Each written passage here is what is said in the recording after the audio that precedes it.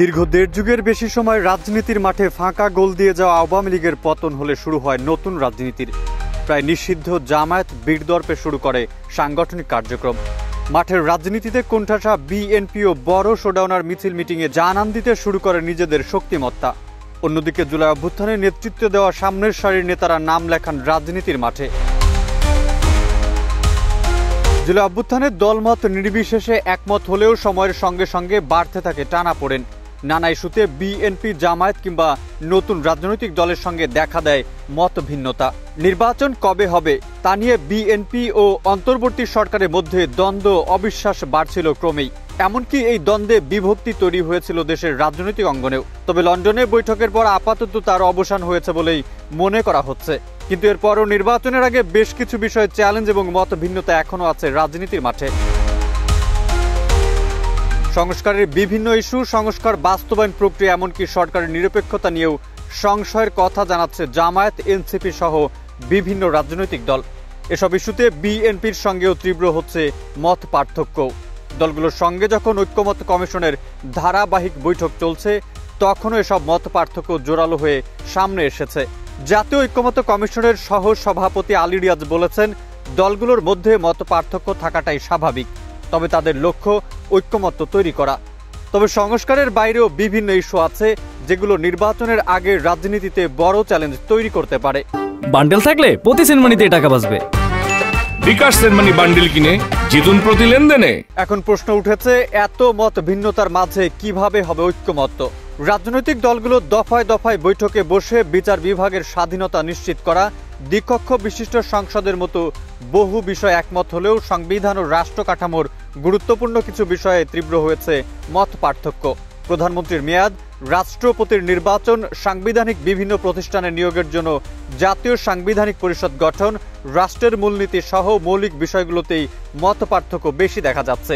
এই মত পার্থক্যগুলো আগে থেকে দলগুলোর পক্ষ থেকে স্পষ্ট করা হয়। একই ব্যক্তি দুইবারের বেশি প্রধানমন্ত্রী হতে পারবেন না। ঐক্যমত্য কমিশনের এমন প্রস্তাব অধিকাংশ দল সমর্থন করলেও বিএনপি ভিন্ন কথা বলছে। দলটি এমন একটি প্রস্তাব দিচ্ছে যার ফলে দুইবার প্রধানমন্ত্রী হওয়ার পর একটি বিরতি দিয়ে প্রয়োজনে তৃতীয়বার প্রধানমন্ত্রীর সুযোগ থাকছে। একই ব্যক্তির একই সঙ্গে দলীয় প্রধান ও সরকার প্রধানের পদে থাকতে পারবেন না, এমন প্রস্তাবেরও বিরোধিতা করছে বিএনপি। দলটির স্থায়ী কমিটির সদস্য আমির খসরু মাহমুদ চৌধুরী বলেন, দুইবারের বেশি প্রধানমন্ত্রী আপনি করতে পারবেন না, তবে জনগণ চাইলে একাধিকবার করার কথাও বিবেচনায় রাখতে বলেন তিনি। এমনকি একই ব্যক্তি প্রধানমন্ত্রী এবং দলীয় প্রধানের পদে থাকাটাও সমস্যা মনে করেন না তিনি। তার মতে, একজন ব্যক্তি দলীয় প্রধান ছিলেন বলেই হয়তো প্রধানমন্ত্রী হয়েছেন। তবে এতে করে দেশের রাজনীতি এবং ক্ষমতা এক ব্যক্তি কেন্দ্রিক হয়ে যেতে পারে, এমন আশঙ্কা থেকে বিরোধিতা করছে বিভিন্ন দল।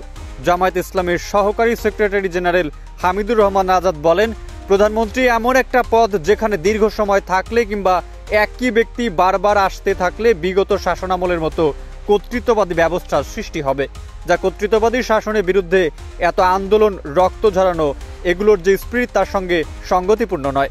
এমনকি এতে করে কর্তৃত্ববাদ আবার ফিরে আসতে পারে বলেও আশঙ্কা করেন তিনি। এদিকে ক্রমশ নানা রকম বিভক্তিতে জড়িয়ে যাচ্ছে রাজনৈতিক দলগুলো। সংস্কার কখন এবং কিভাবে বাস্তবায়ন হবে, কিংবা নির্বাচন আগে নাকি সংস্কার আগে, এসব ইস্যুতেও রাজনৈতিক দলগুলোর মধ্যে বিভক্তি স্পষ্ট। নতুন রাজনৈতিক দল এনসিপি এবং জামায়াত চায় নির্বাচনের আগেই সংস্কার।